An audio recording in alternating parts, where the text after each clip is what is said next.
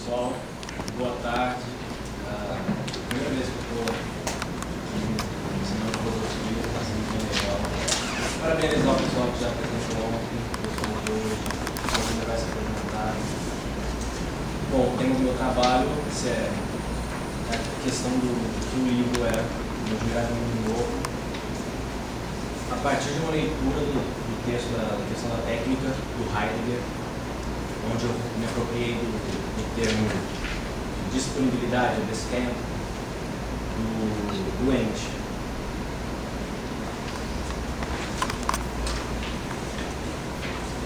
Então eu vou estar traçando aí um paralelo entre essa obra literária e essa questão filosófica. Eu vou tentar estabelecer um diálogo aí, onde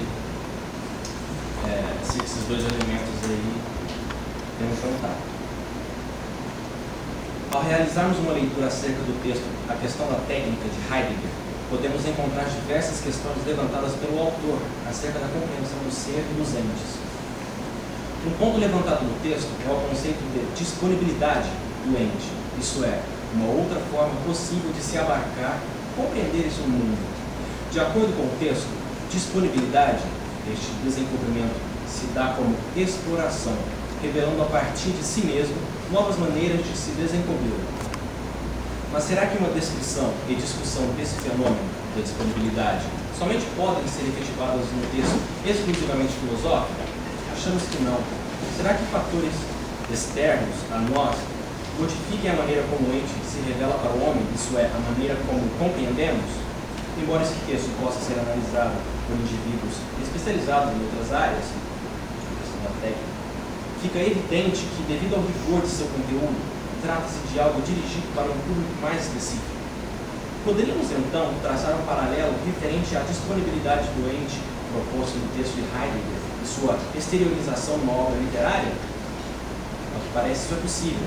Em 1932, Aldous Huxley publica sua obra-prima Admirável Mundo Novo, um romance que se ambienta numa sociedade futurista, com costumes e leis totalmente diferentes dos vigentes da época do autor. Talvez tal estudo nos surpreenda e nos leve a considerar que mesmo Admirável Mundo Novo, de 1932, e A Questão da Técnica, de 1954, sendo textos da década de 30 e 50, e o primeiro trata de um futuro aparentemente distante, torna-se possível estabelecer uma relação com a nossa atualidade através da disponibilidade do ente, que é sugerido no texto de Heidegger. Abre aspas. A usina hidrelétrica posta no Reno dispõe o rio a fornecer pressão hidráulica, que dispõe as turbinas a girar, cujo giro impulsiona um conjunto de máquinas, cujos mecanismos produzem corrente elétrica.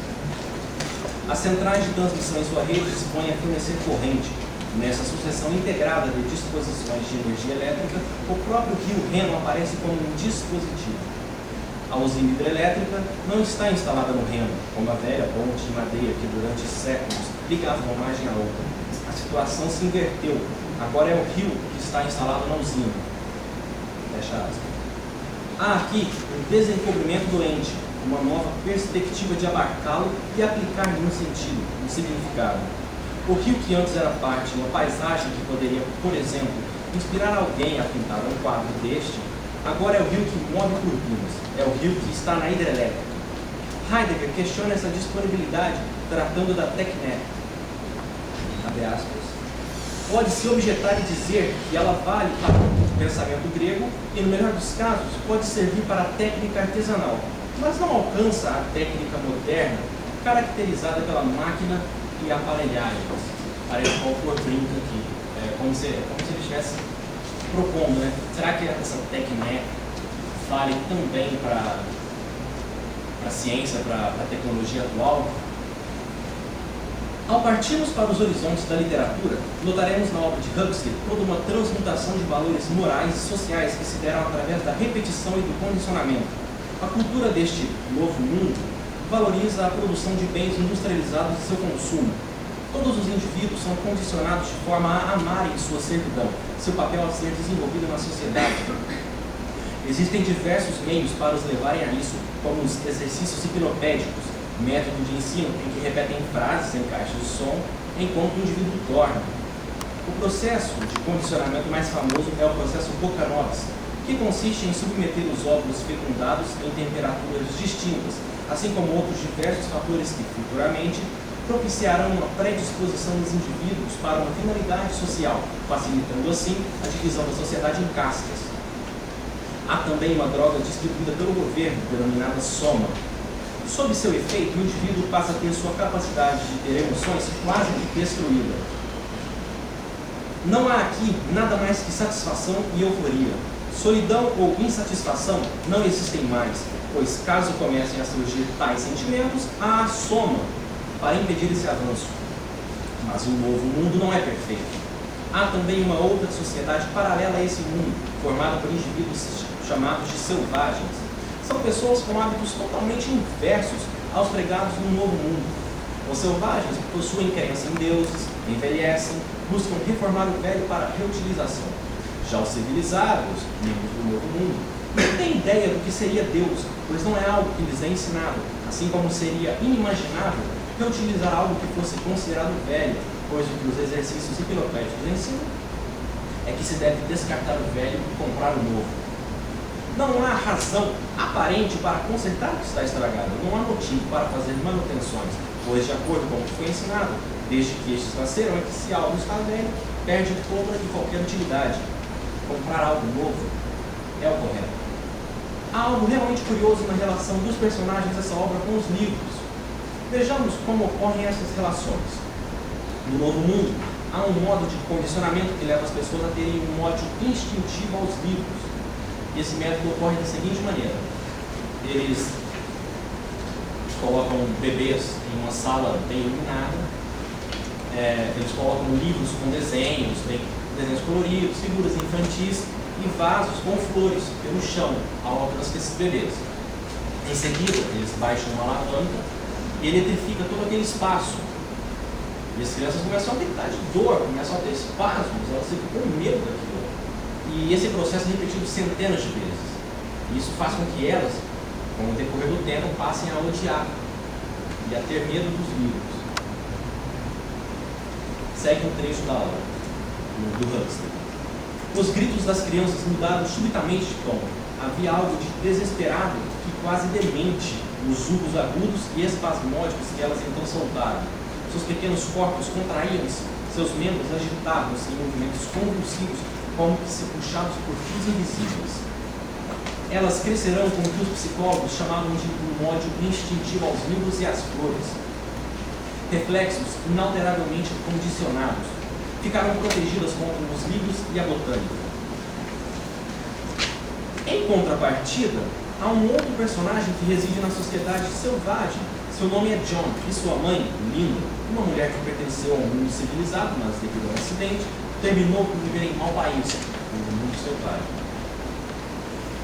A mãe lhe ofereceu um livro sobre química, que até lhe foi útil para aprender a ler, mas não fascinou tanto como quando John encontra um livro velho e empoeirado no chão de sua casa, intitulado Obras Completas de William Shakespeare. Eis então que John se revela um ávido leitor dessas obras. Desenvolvendo suas leituras, o personagem cria grande admiração por esse tipo de escrita, até então inédito para ele, e experimenta um universo totalmente novo, onde as emoções recebem nomes esses que parecem variar de acordo com a intensidade e natureza das emoções. Palavras que definiam muito bem seu estado de espírito, mas pareciam estar além do tempo de sua sociedade e, ao mesmo tempo, apresentavam-se como arcaicos em relação ao novo mundo. Como exemplo, se levarmos em conta essas formas de contato dos indivíduos com os livros, podemos apontar na obra de Huxley uma técnica, o meio pelo qual o desencobrimento se dá, como nos diz Heidegger. Mas será que essa técnica, isso é, essa disponibilidade constante da manifestação do ser doente, pode ser encontrada somente nas ciências? Heidegger nos diz que o termo techne, outrora, definia o desenvolvimento do que aí está, como uma produção. Um fazer aparecer algo do que concerne às belas artes. Abre aspas. No começo do destino ocidental na Grécia, as artes ascenderam às alturas mais elevadas do desenvolvimento concedido. Poderia haver aqui uma relação desse desenvolvimento também nas artes e não exclusivamente na técnica moderna? Parece que sim.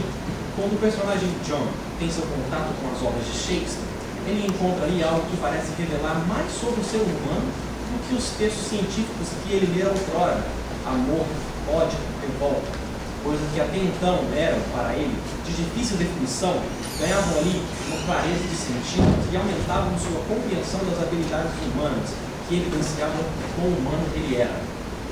Portanto, vemos que, enquanto os primeiros personagens, membros da sociedade do Novo Mundo, têm um primeiro contato com os livros um tanto quanto violento e doloroso, graças ao intermédio das enfermeiras e líderes de Estado, o segundo personagem estabelece um contato totalmente distinto, pois enquanto lia livros sobre química, ou seja, escritos que apresentavam toda uma linguagem e metodologia científica, ao ter contato com as obras do escritor clássico, encontra algo que era fora do comum para ambas as sociedades, despertando nele novas emoções e, consequentemente, novas palavras.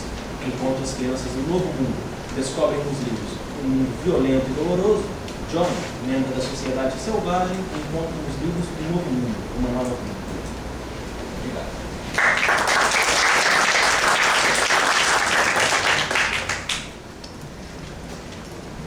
Bom, a gente tem agora 15 minutos para as questões.